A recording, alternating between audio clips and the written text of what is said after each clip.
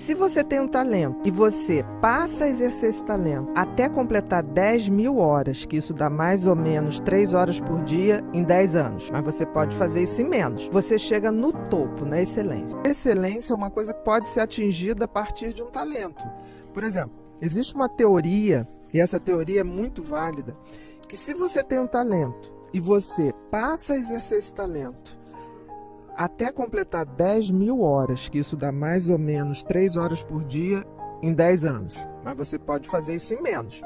Você chega no topo, na excelência. Por exemplo, os Beatles. Os Beatles eram uma bandinha de fundo ali, de garagem. O que aconteceu? Eles assinaram um contrato com um empresário para levar eles para Holanda.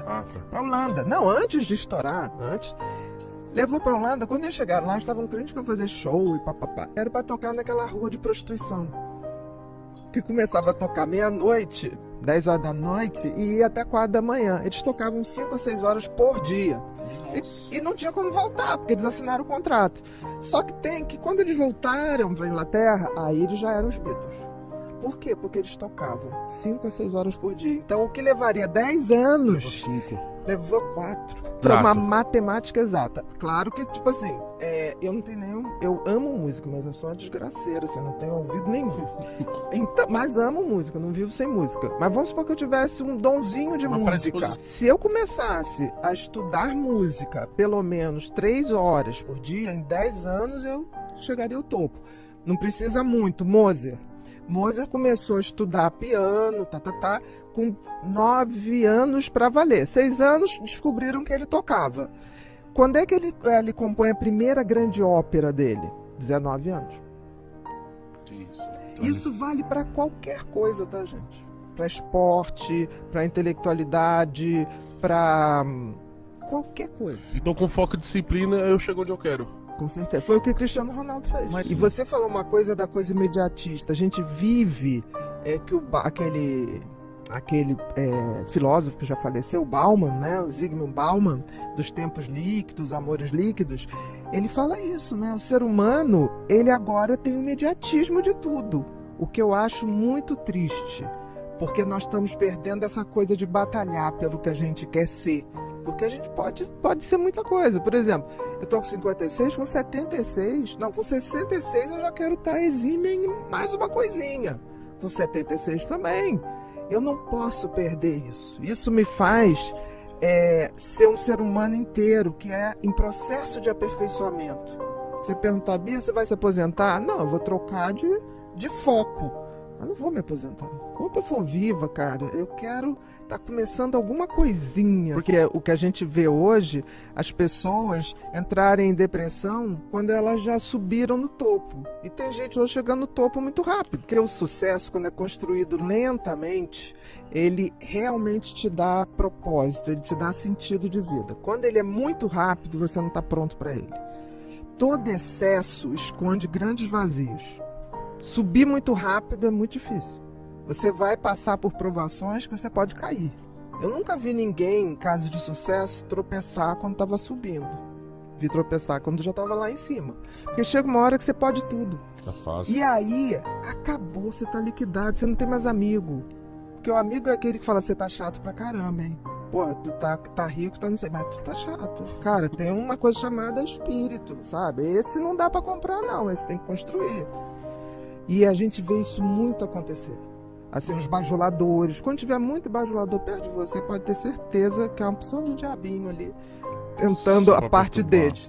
O que acontece é que o cara vai só no sucesso material. O padrão dele é material. Aí começa a ostentação. Aí tem que ser Lamborghini da cor tal. Depois tem que ter uma Lamborghini de cor prateada. Depois tem que ter. Chega uma hora que o cara desconectou. Que não é isso. Mas sabe, corpo desconectou. Mente, coração, espírito, desconectou, ferrou. É o sentido e o propósito da vida de qualquer um de nós. O sentido é você descobrir para o que você nasceu. seu. E o propósito é você botar isso em ação. Então, assim, você já tinha o sentido. Agora, quando você descobre o sentido, que é baseado no seu talento, e faz disso o propósito da vida, que é exercer isso, cara, é a glória da vida. Isso não quer dizer que você tenha que começar no propósito da tua vida, no sentido. Ninguém começa, né? Agora, você tem que ter, e hoje eu acho muito bacana essa geração mais nova, a geração mais nova vai ter várias profissões. Então, assim, tudo vai mudar muito. Mas o que eu acho que é fundamental essa geração nova, e vocês fazem parte disso, é que se tornou possível quebrar as regras, abrir uma outra porta. Por exemplo, o cérebro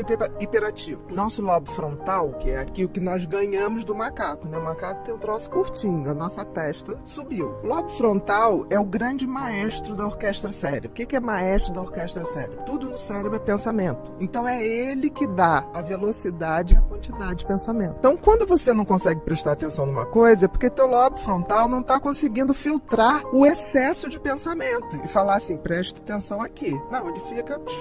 É como se ele viesse sem freio. É como se fosse um freio que veio com a pastilha gasta. É isso. O que faz o lobo frontal funcionar? Uma substância chamada dopamina. Então, quem tem hiperatividade mental produz menos dopamina de nascença. Então, esse freio está sem freio. Quando você se depara com alguma coisa que te dá tesão, prazer libera dopamina. Então, na hora que você pega uma coisa que você gosta, ali, querido, você tem um hiperfoco, que é o contrário. Porque todo mundo diz assim, TDAH não presta atenção em nada. Mentira. No que ele gosta, ele é capaz de ficar 8 horas, 12 horas e não ver o tempo passar. Porque é aquilo que vai te dar dopamina. O que dá dopamina na vida? Ou isso, tesão por alguma coisa, ou sexo, ou vícios de substâncias ou de comportamento. E é tão interessante que a gente esquece que o cérebro é o computador central, né? Não adianta você cuidar de tudo se ele não estiver bacana, ele descoordena. E tem uma coisa muito interessante, porque nós não somos o nosso cérebro. Nós somos a consciência que, quando tem conhecimento, vê esse cérebro funcionar. Porque se você pensar, se a gente fosse só cérebro, o cérebro é uma máquina maravilhosa. Maravilhosa. Nós estamos aqui conversando, ele está produzindo o xixi que a gente vai fazer,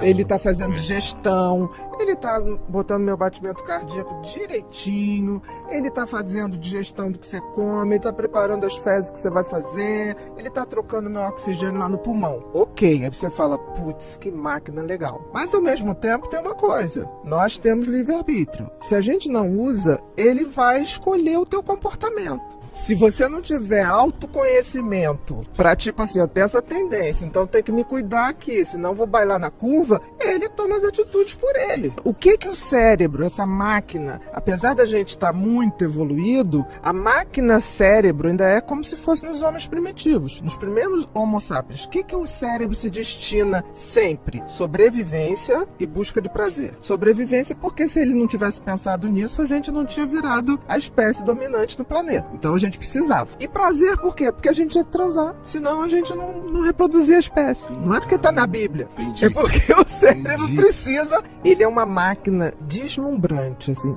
Deslumbrante. Ele precisa de um mestre. E tem que ser a gente. Ninguém pode ser mestre do teu cérebro.